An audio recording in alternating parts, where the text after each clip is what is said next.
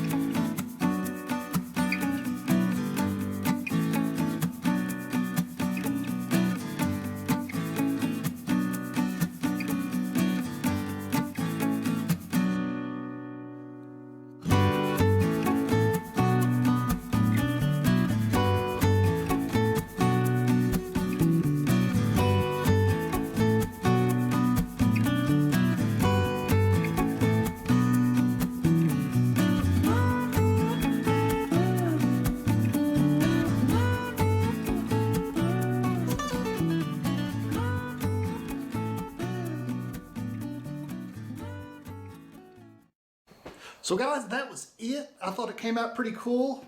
This actually has the second coat of poly on it now. I think the poly really makes it pop. You know, I was up in the air about the eagle head itself. I was wondering if I wanted to paint it all white.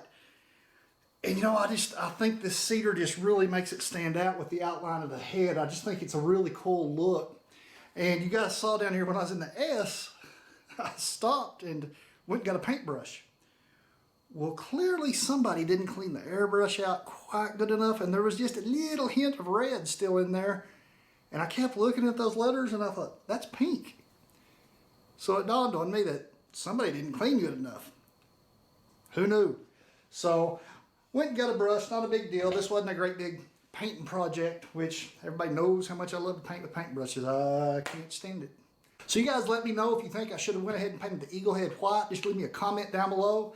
I mean, like I said, I was back and forth, but I really like the way this one turned out.